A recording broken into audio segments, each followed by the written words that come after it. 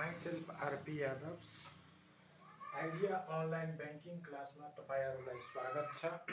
आज मैले तपाईँलाई ब्याङ्कको opportunity and challenge of banking पढाउँछु, जुन अति नै तपाईँहरूको लागि एकदम इम्पोर्टेन्ट पोइन्ट छ।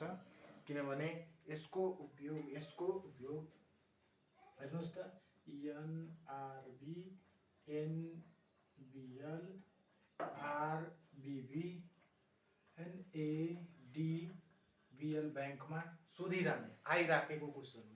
एनआरबी, एनबिएल, आरबिबी र अरू नन ब्याङ्किङमा पनि यो सोधिराख्ने हो ब्याङ्कको अपर्च्युनिटी। आजभोलि ब्याङ्कको अपर्च्युनिटी कस्तो छ है, के छ, के कहाँ छ भन्ने कुरा होइन। हेर्नुहोस् त, ब्याङ्कको अपर्च्युनिटी मैले फर्मुला बेसिसमा राखेको छु होइन। हिन्स एलजी होइन, हाई फरेन रिमिटान्स। आजभोलि रिमिटान्सको कस्तो महत्त्व छ है। हाम्रो गरिब मुलुक जस्तोमा विभिन्न देश, गल्फ कन्ट्री, एब्रोडबाट के हुन्छ, रिमिटान्स फ्लो भइरहन्छन् क्या। हाम्रा दिदी बहिनीहरूले विदेशमा कमाएको पैसा चाहिँ ब्याङ्कबाट, आइएमईबाट, प्रभुड मनी ट्रान्सफरबाट, वेस्टर्न युनियनबाट के हुन्छ, त्यो चाहिँ हाई फरेन रिमिटान्स भइरहेको छ। अर्को पोइन्ट हेर्नुहोस् त, इकोनोमिक्स लिबरलाइजेसन। इकोनोमिक्स लिबरल भनेको ओपेन। आजभोलि हाम्रो नेपालमा चाहिँ इकोनोमिक्स लिबरल छ, ओपेन छ। जुनसुकै ठाउँमा, जुनसुकै फ्याकल्टीमा तपाईँ गएर चाहिँ के गर्नु, इन्भेस्ट गर्न सक्नु। ब्याङ्कमा गयो भने सेयर, डिमेट अकाउन्ट खोल्न सक्नु, करेन्ट अकाउन्ट, फिक्स्ड डिपोजिट लगायतका कुराहरूमा तपाईँ के हुन्छ, इन्भेस्ट गर्न सक्नुहुन्छ। अर्को न्यू टेक्नोलोजी। न्यू टेक्नोलोजी भनेको आजभोलि नेपालमा मात्र होइन, विश्वभरिमा कोरोना महामारीले गर्दा के गरेको छ, एकदम अस्त व्यस्त इकोनोमिक्स बनाइसकेको छ। र यस्तो बेलामा चाहिँ यो new technology, ATM card, bank draft, credit card, debit cards, mobile banking, SMS banking, fund transfer जस्ता अरू इन्टरनेट ब्याङ्किङ जस्ता जुन फेसिलिटी गरेर जुन ब्याङ्कको भिड नियन्त्रण गरिसकेको छ र हरेक ठाउँमा यो एक ठाउँबाट अर्को ठाउँमा पैसा ट्रान्सफर गर्न र एकदम चाहिँ ब्याङ्कले के गर्छ, महत्त्वपूर्ण चाहिँ भूमिका खेलेको छ।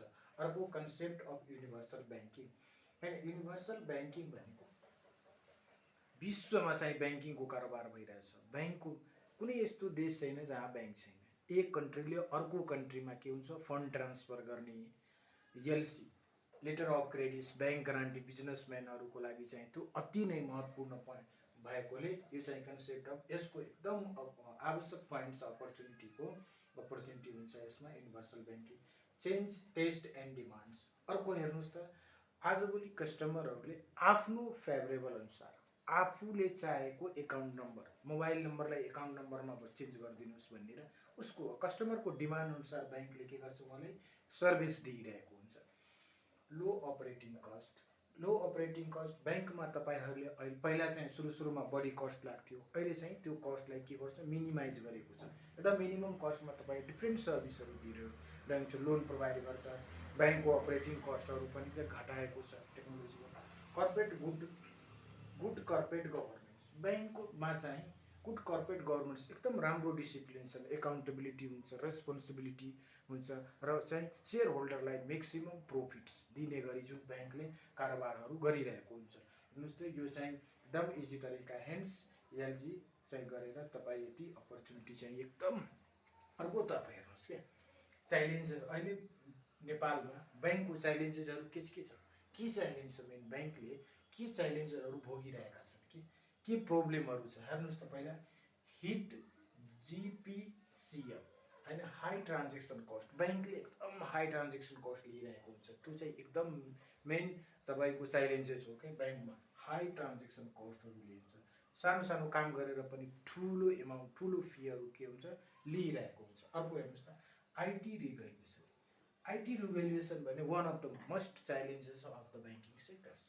इन्फर्मेसन टेक्नोलोजी, यसको चाहिँ दिनानुदिन चाहिँ यसको रिभ्यालुएसन भइरहन्छ इन्फर्मेसन टेक्नोलोजीको, त्यो चाहिँ एकदम।